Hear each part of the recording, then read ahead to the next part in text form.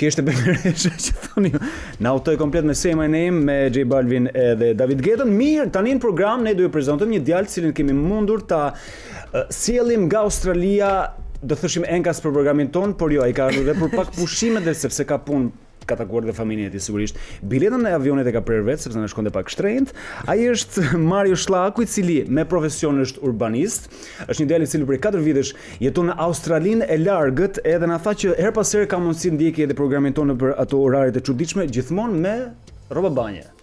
Po, se atje është gjithmonë ngrohtë dhe imagjinoni pak në këto ditë kaq të ftohta në Shqipëri kur ti dëgjon se ka njerëz të cilët jetojnë në vende ku bëhet vetëm ngrohtë. Megjithatë, arsyeja pse ne kemi ftuar në emision, ashtu si Gisli tha, nuk është sigurisht kjo. Mirëmëngjes Mario, dhe mirë se na erdhe. Se vjen në program. Tani ti je pjesë e Urban Sketchers Albania, që është një organizatë jo finibruese ndërkombëtare, në fakt, e cila ka për qëllim të mbështesë komunitetin global të sketchuesve edhe të bëjë këtë ndërlidhjen e tyre për të shkuar në vende ndryshme. Të rregulloj pak mikrofonin se agroni na la kështu. Zotria gjishte para te. Ka një komunitet global të sketchuesve, të cilët lëvizin nëpër shtete ndryshme, nëpër vende ndryshme dhe kontinente ndryshme, edhe duan të sjellin pjesëza të karakteristike të qyteteve ndryshme në botë, të tipit të sjellin pak Australi edhe në Shqipëri, por edhe të çojnë pak Shqipëri në Australi. Na trego pak më shumë tani, lëshoj vet. E para njërë si fillim, çfarë është Urban Sketchers, edhe pse kemi diskutuar për gjithë ata që se kanë qartë, ishte mirë që t'ja rikujtojmë.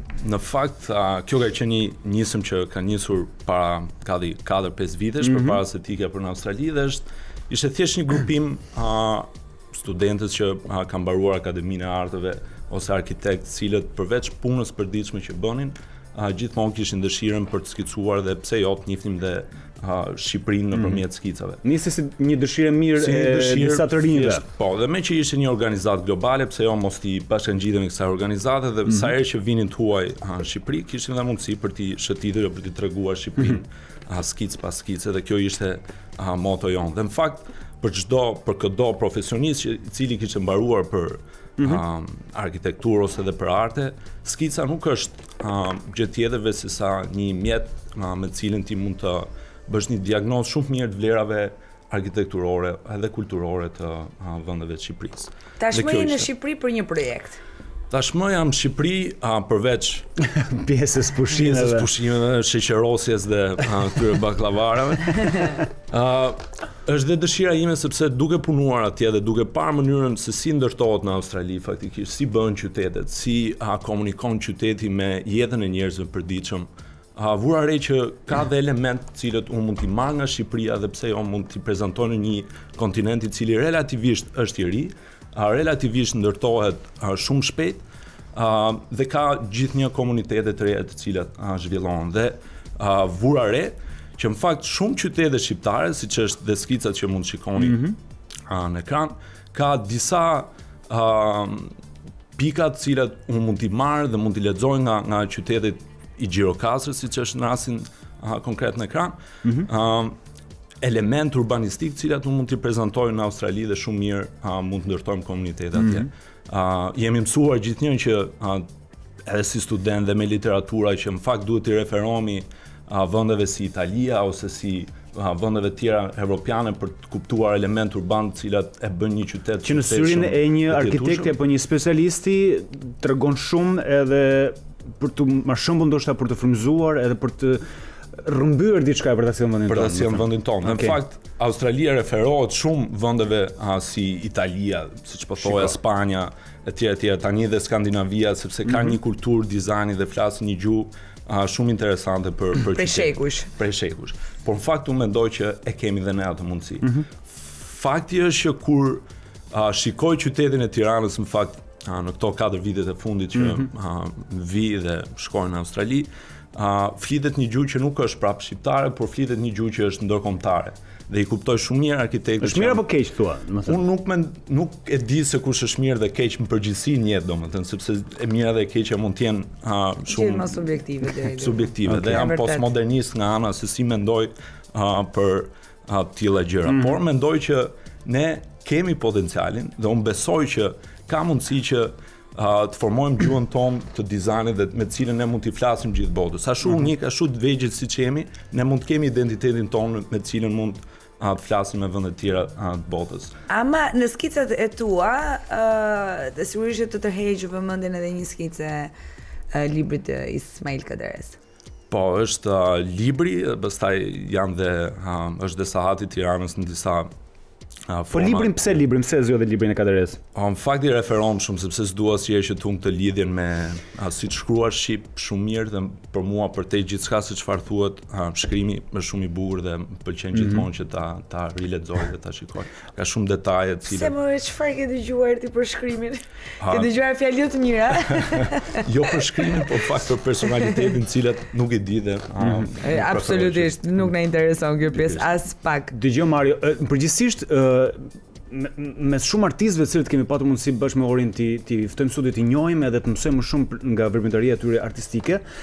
Është shumë kollaj ndonjëherë kur një artist apo një arkitekt apo çfarëdo lloj personi tjetër punon në Europë dhe ka shumë të kollaj të sjellë një pjesës nga eksperjenca e tij apo një pjesës nga botkuptimi i tij aktual ta sjellë në Shqipëri apo edhe në sjellës. Ndërkohë nga Australia sa vështirë është që të gjesh pak kohë në gjithë angazhimin tënd që je djalë i ri, edhe jeta shumë e vrullshme, sidomos në këtë moshë, se ti akoma nuk je shtruar.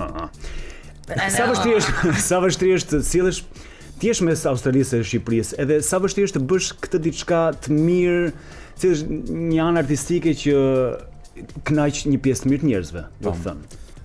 Se është vizual, është art vizual. Patjetër, për çudinë time në fakt kur jenë në Shqipëri e gjetë gjithkohës i rrethuar me miq shumë të mirë, të cilët ti inspirohesh, flet, por asnjëherë s'të del kohë që të reflektosh mbi ato biseda që ti bën. Në Australi pak a shumë edhe si në Amerikë, edhe për shkak të klimës dhe për shkak të stilit jetesës, në vendin ku jam, ti jepet shumë mundësi që të kesh kohë për veten tënde dhe në fakt të reflektosh shumë mbi pasionet e tua dhe gjërat e ku jem të tash. Dhe jam gjetë gjithkohës kritik duke parë qytetin se si funksionon, pse njerëzit mund të jenë kaq lumtur atje dhe mendoj që ka shumë bëhet me qytetin, mënyrën se si qyteti është i organizuar dhe si qyteti komunikon dhe lehtëson. Se ne shpeshherë, nuk e di, besoj ke vënë ti se ti je specialist këtu, që në përgjithësi qyteti është krijuar që të jetë në funksion njeriu dhe jo detyrimisht njeriu në funksion qytetit. Gjë që ne në Tiranë kam përshtypjen e kemi harruar prej kohësh. S'po llogarisë qytetet e tjera fare për fat keq. Edhe sa e ndjen ti ndryshimin që është një qytet i cili funksionon për ty, atje ku ti je dhe ku jeton. Edhe teksa ti vjen për pushime këtu, me thënë has këtë pjesën e diferencës, e ndryshimit. Po, patjetër, sepse mendoj që jetojmë në një botë e cila për 100 vitet e fundit në fakt është 4 fishuar, nga 1.6 bilion, tani jemi gati 7.4 dhe shumë shpejt thuhet që do bëhemi 8 bilion banor. Dhe gjithë ne jetojmë në një habitat që nuk është natyral për ne. Ne jemi mësuar që të jetojmë natyrë, por në fakt ne kemi harruar gjithë gjërat e natyrës se si punohet toka etj. Dhe jetojmë në një habitat që është për vete se unë shkoj te pyetje orbital kur dua kontakt me natyrën.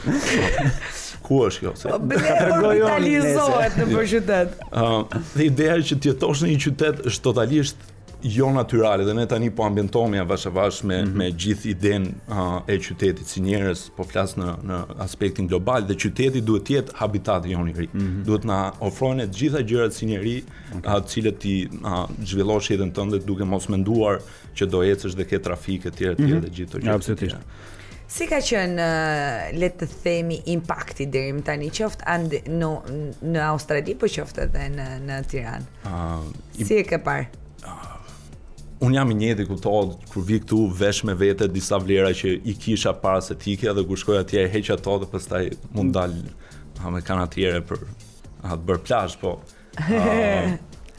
Ka shumë skicues tuaj që vinë që të skicojnë në Shqipërinë. Ata si e kanë parë? Është pikërisht që gjithnjëri gjejnë vlerat tek gjërat që ne mund na duken shumë të zakonshme përgjithësi gjatë ditës, dhe thosh. Dhe që jemi indiferent. Që jemi indiferent dhe nuk i vëmë re. Dhe në fakt dhe unë tani po vel vlerat tek gjërat që edhe më përpara mund t'i quaja shumë të zakonshme. I kaloje për ditë, më thënë, diçka që vret syrin nuk mësohesh.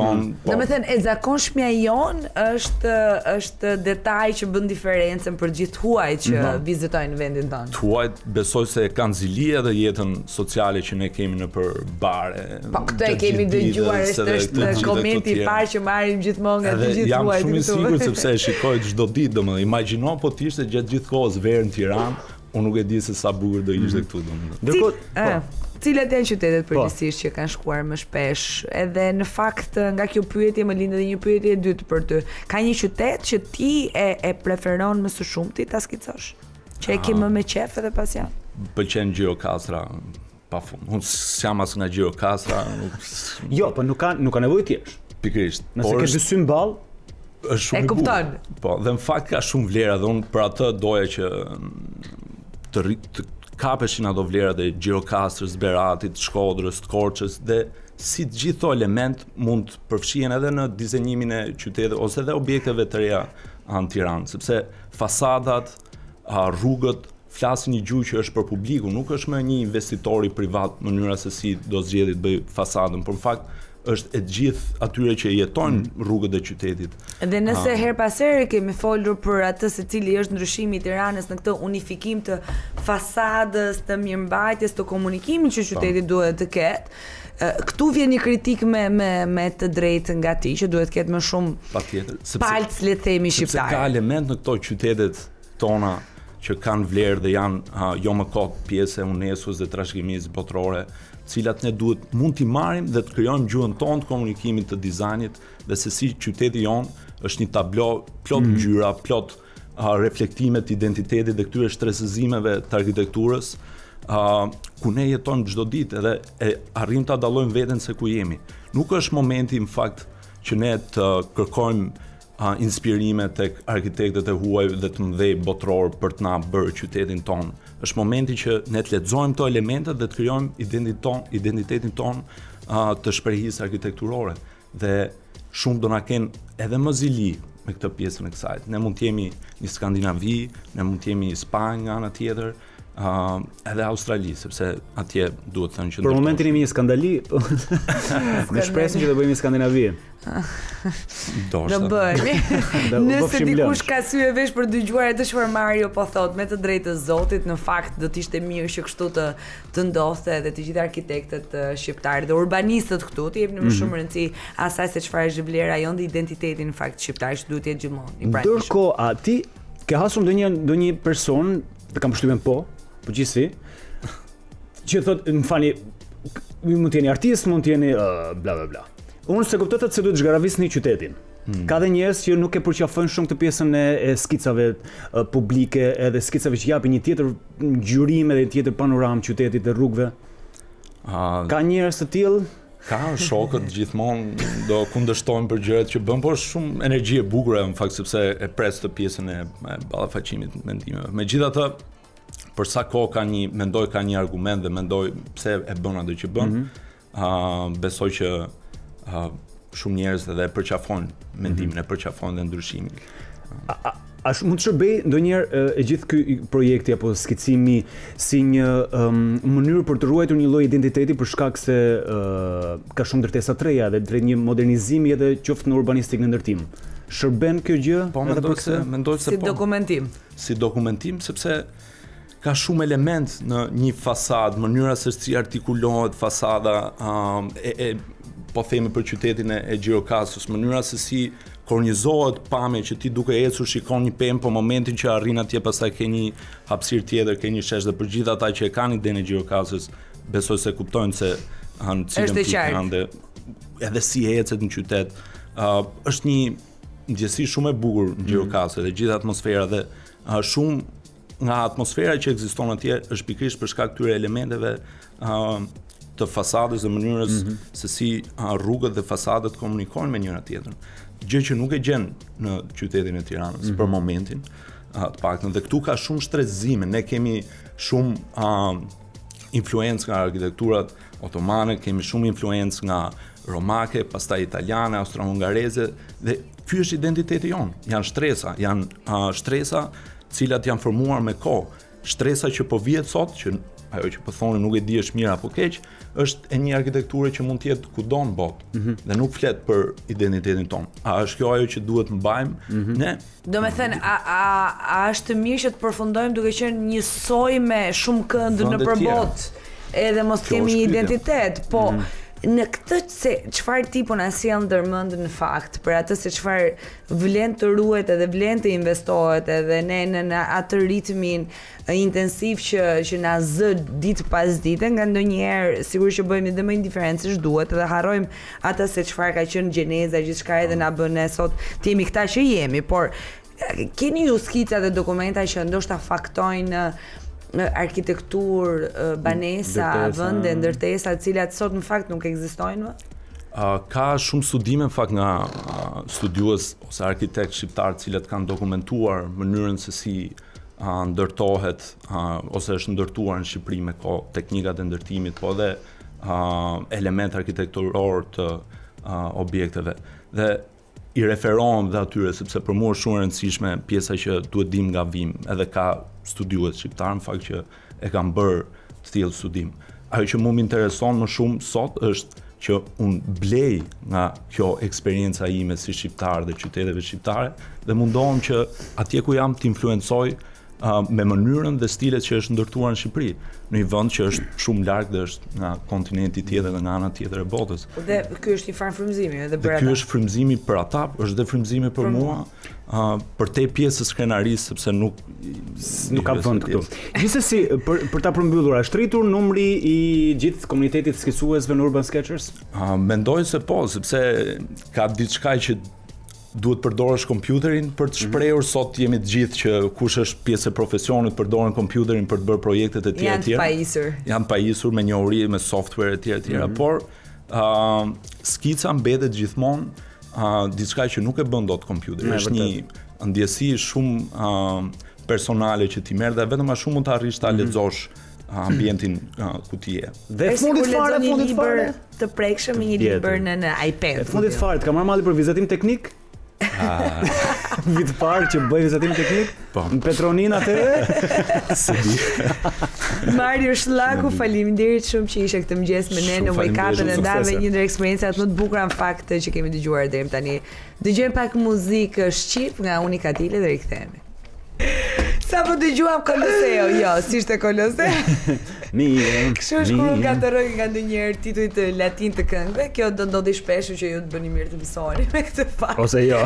Mirë, ndërkohë gjithë vëmendja tani shkon për Kampionin, absolutisht kampioni i botës në taj dhe kikboks, suksesi i tij i padiskutueshëm gjithmonë edhe në rritje në arenën ndërkombëtare. E sjell tashmë mes Gjermanisë dhe Shqipërisë, të paktën kështu është jeta e tij aktualisht, por nga ringu në shesh xhirim. Për këtë e kemi ftuar sot Ismail Keta në emision Wake Up për të na treguar më shumë për këtë pasion të ri të tij, me sa duket, po ndoshta mund të jetë edhe më i vjetër se sa kaq. Mirëmëngjes dhe mirë se erdhe. Mirë se vjen program. Është era parë që vjen në studion këtu, sepse më parë ke qenë prezant në studion e vjetër. Edhe jemi përpjekur që prej 2 vjetësh tashmë, prej 2 sezonesh, të sjellim një ambient pak më mirë për gjithë miqtë tanë programit që erpaseri i kemi në Skype, po pastaj kur i ftojmë në studio duam ndryshoj pak atmosferën. Ti ke ndryshuar atmosferën komplet në pjesën profesionale, në pjesën e karrierës tani. Nuk thuhet më nga ringu në ring, edhe se duket ndoshta u mërzitet pak. Jo, tani thuhet nga ringu në The Van. Ky është filmi ku ti je pjesë e kastit apo jo? Domethënë i bën që unë të korrigjoj dhe prezantimin tuaj, unë jam ish kampioni, jo më kampioni. Dëgjoj, për ne kampioni s'ka tjetër skemi ne. Ata në përbot mund të kenë. Faleminderit. Tani ç'a e mirë të solli në Shqipëri, pyesim zakonisht, se kur vjen një person i afërm tek ne themi, "O sa më që erdhe kur do ikësh." Ç'është pse ke ardhur? Çfarë e mirë të solli në Shqipëri kësaj here? Sigurisht dëshira së pare, sepse unë tu kam ikur 19 vjeç. Dhe dyta, dëshira, pasioni që unë kam pas gjithmonë, ose që kemi pas gjithë në shqiptare duke shikuar filmat e kohës, aktorët të mëdhenj. Unë për krahas sportit kam pasur gjithmonë edhe ëndër pasion ato aktorët të mëdhenj si Rocky Balboa, Van Damme. Si të gjithë, po në një ndryshim të vogël. që ti nga dali e futur dhe po e bën realitet. Ne pastaj ngelem tek prezantimi. Kampion botë ndonjëherë në jetën e tyre për taja, po kam qenë te bodybuilding më shumë, ndoshta? Në jetën reale, po them. Arnoldi ka bodybuilding, ndërsa ti i ke të dyja. Çenke e informuar, bravo, respekt. Dgjoj, përveç se jam i informuar, ti tani do të shohësh një foto që lidhet pikërisht me këtë moment që po na ktheje në kohë. Ja tek je 16 vjeç dhe teksa ke postuar këtë foto në Instagramin tënd, ke shkruar në kohën kur isha 16 vjeç, kur nuk dija çfarë rrugë të ndjek.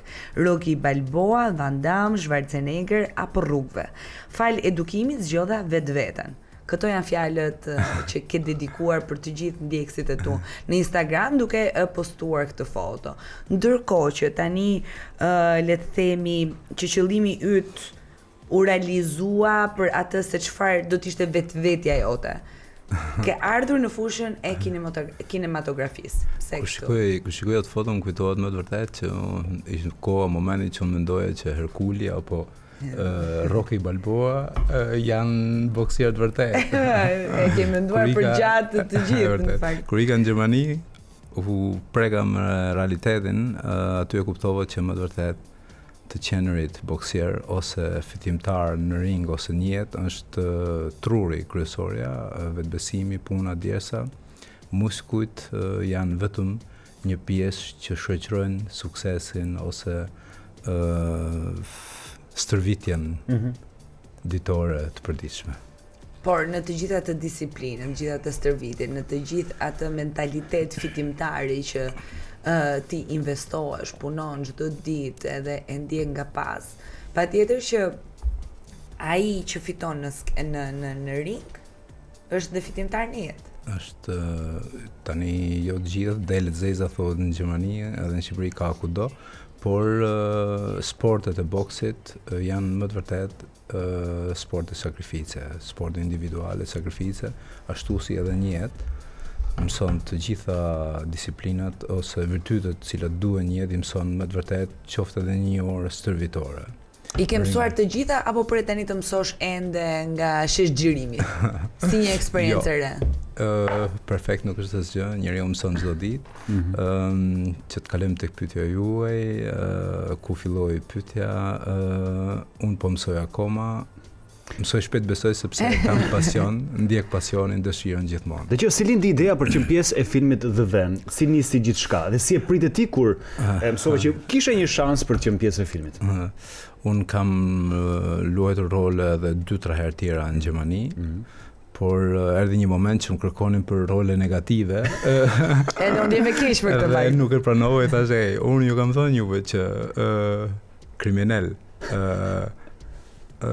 kam thënë fakt edhe një shprehje tjetër që se themi dot në televizor apo jo? Jo, mund ta them, nuk është problem. Jo, thash se ishte ndonjë nga këto. I kam thënë që më e forta ishte takova me një regjisor në Hollywood, i Hollywoodit dhe po i flisja për jetën time.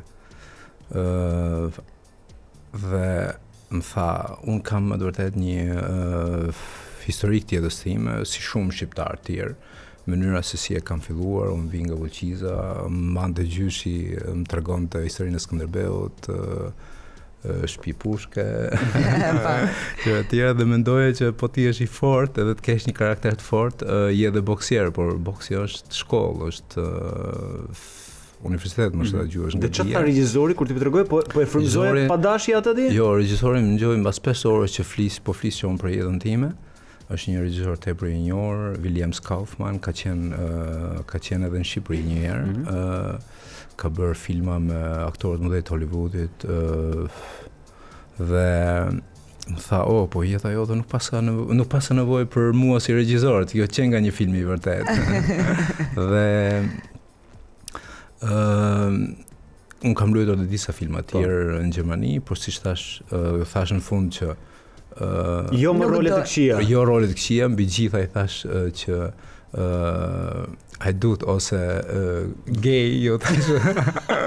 Do thoni i vure dy kushte. Edhe spion. Edhe spion, më tha mu spion. Edhe ishte një moment që më pyeti spion. Çfarë do të thotë spion? Po spion, edhe mirë, po mënyra se si mu përgjigj spion, Edhe unë mendova thash, mos thash një fjalë gabim. Duhet. Po çat ti synoi një rol më heroik. Jo, edhe spion më tha, nuk do të luash James Bond. James Bond I thash, po ai është spion. Po I thash më fal, ne vim në Shqipëri ishte spion sapun pra po. Ishte jo me spionën e kohës së komunizmit. I gotoi thash po. Edhe tani që kam ardhur në Shqipëri është një film që quhet The Van, domethënë që I bën fugoni.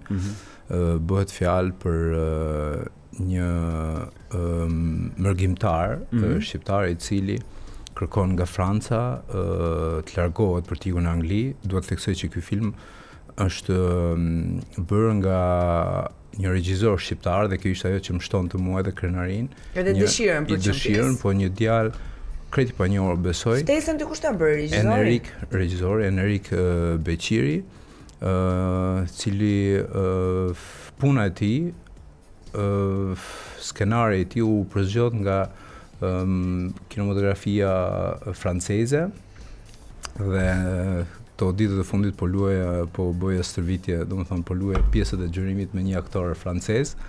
Pyesin shumë njerëz se unë I bëj atij një kick. Jeton ai çaj. Ai është gjallë, mund ta konfirmojmë. Cili është roli që ke në këtë film? Në këtë film kam rolin ky djali duhet bëj disa ndeshje.